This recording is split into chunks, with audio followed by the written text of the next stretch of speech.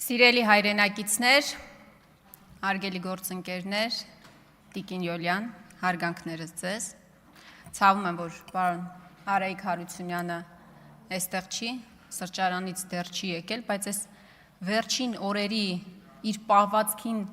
հետևելուց անկեղծ ասած մի զգացողություն ա մոտս, որ պարոն Հարությունյանը քաղաքական տրավմաների իր մուրը որոշել է ընդդիմությունից հանի։ Մենք կապ չունենք ձեր չվերանշանակման հետ, պարոն Արայիկ Հարությունյան, դրա հետ կապ չունենք։ Համաձայն եք, չէ՞ գործընկերներ ջան, այդ մի բանի հետ մենք կապ չունենք, ամեն ինչի հետ կապ ունենք, բայց այդ մի բանի հետ մենք կապ չունենք։ Վերջին մի քանի օրերի իրադարձություններին եմ ուզում անդրադառնալ, բուռն իրադարձություններին։ Ինչ տեղի ունեցավ երեկ նախագահ Քոչարյանի ձերբակալումը, դրան նախորդած Նիկոլ Փաշինյանի իր որակմամբ կրքոտ ելույթները, բայց ես կասեի մեղմ ասած ոչ այդքան հավասարակշիռ պահվածքը,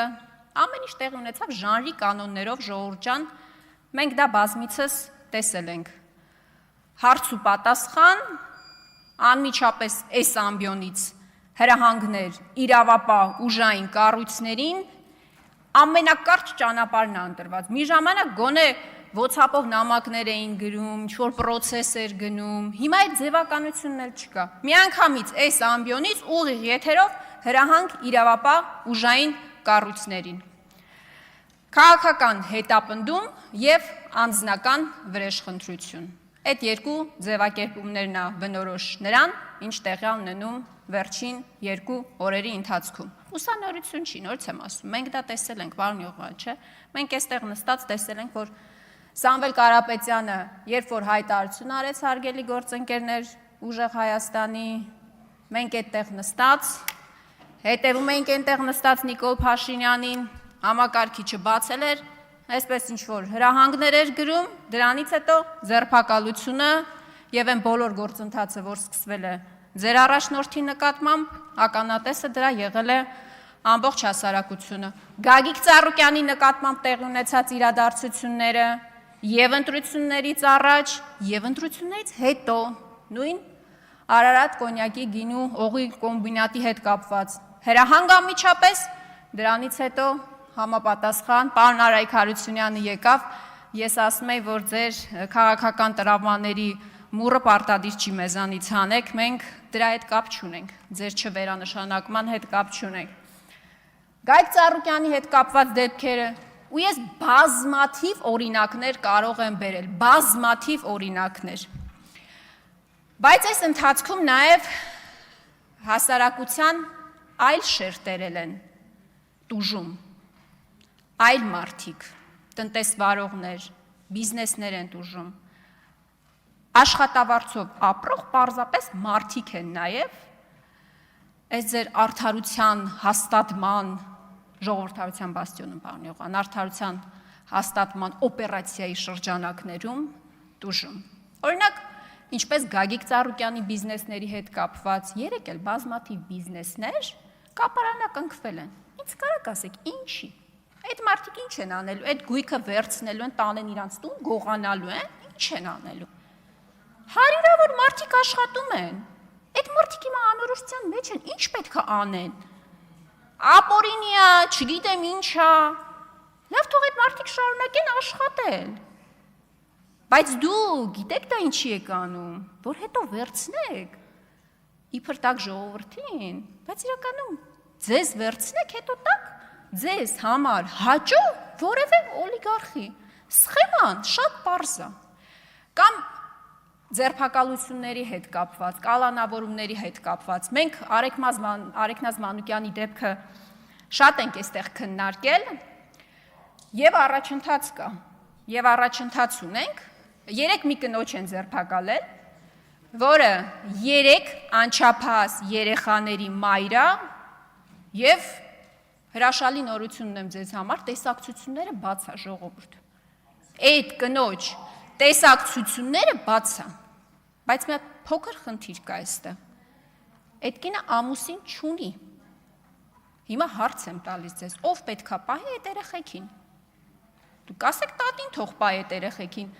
Տատին էլ են կալանավորել։ Կարող եք ասել մորքուրը թող պահի, մորքուրին էլ են կալանավորել։ Իդեպ մորքուրի եւ մոր տեսակցությունները փակել են։ Կասեք պապին թող պահի, պապին է տնային կալանք են տվել։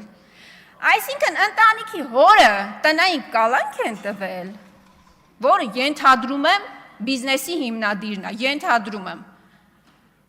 Կնոջը եւ երկու դուստրերին կալանքի են տարել։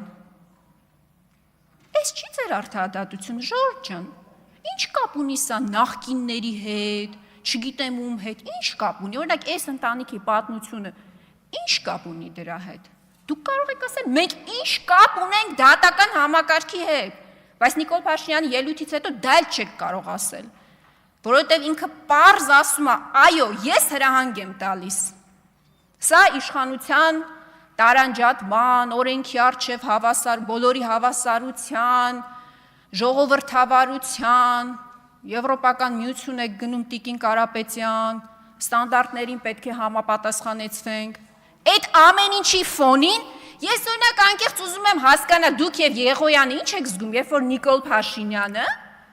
այստեղից հայտարարում է, որ հա,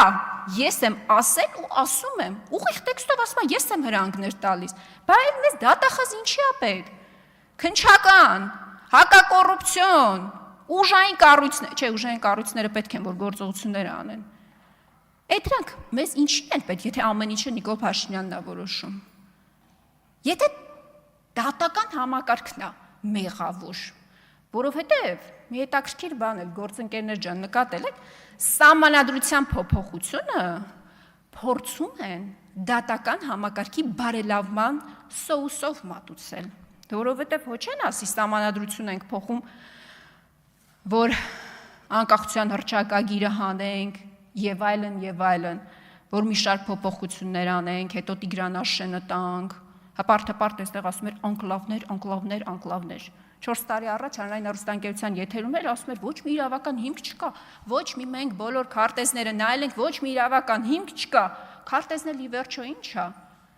ասում է դրանք գծագրեր են էլի, ցանկացած քարտեզ դա գծագիր է, իրավական հիմք չի, բայց հիմա պարզվում է, որ Տիգրանաշենը անկլավ է,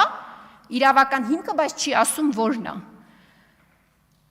Դուք այդ ամեն ինչը փորձում եք այս սոուսով մատուցել սահմանադրության փոփոխությունը, որ դատական համակարգը բարեփոխում եք։ Ժորժ ջան, մի հատ նորությունն եմ ձեր համար։ Հակակոռուպցիոն դատարանը, այն դատարանը, որը տվել է կալանքները, դուք եք ստեղծել։ Ոչ այս մի ընդդիմադիր խմբակցությունն է ստեղծել, ոչ էլ այն ընդդիմադիր խմբակցությունն է ստեղծել։ Ձեր ստեղծած դատարանն է։ Բարեփոխումների շրջանակներում ձեր Կարեն Անդրեասյանը հպարտանում էր, որ դատական համակարգի դատավորների 70%-ը փոխված նախկին չի, ներկա է, 30%-ն էլ մնացել է, բայց այդ 30%-ն էլ ծաղկաքաղ է կարել նախկինի ամենավատ բարքերը, ամենավատ դատավորներին, մացոներից սկսած թողել եք իրենց տեղում։ Այն բոլորը Արմեն Դանիելյաններով, այն բոլոր դատավորներով, ովքեր հլու հնազանդ կատարում են ձեր ցանկությունները։ Ես մի բան եմ նկատել, այս վերջին շրջանի ելույթներում եւ առհասարակ իշխանության գործելավոճում, որ դուք ոչ մի բանի հետ կապ չունեք մեղավորության տեսանկյունից։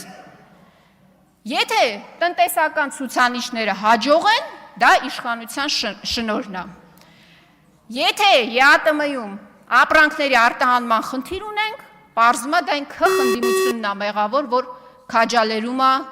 այդ սանկցիաների կիրառումը։ Դուք ոչ մի բանի հետ կապ չունեք։ Բանակում ինքնասպանության, չգիտեմ որի օր դեպքն է, պաշտպանության նախարարը կապ չունի։ Պատերազմը հայրենիք ենք կորցնում, հազարավոր տղաների ենք կորցնում։ Երկրի ղեկավար ասում է, ես պատասխանատու եմ, թե մեղավոր եմ, ինչ որ երկու բառախաղան, ոչ մի բանի համար դուք մեղավոր չեք, ոչ մի բանի համար, ու ոչ մի բանի համար չեք ուզում պատասխանատվություն ստանձնել։ Ոչ էլ ձեր ստերի համար եք ուզում պատասխանատվություն ստանձնել, Տիգրանաշենի օրինակը վառ օրինակ։ Ես ոնց հասկացա, ես իշխանությունում միակ պատասխանատվության զգացողություն ունեցողը Վիլեն Գաբրիելյանն էր, որ գիտակցեց իր պատասխանատվությունը եւ հրաժարվեց մանդատից։ Շնորհակալ եմ։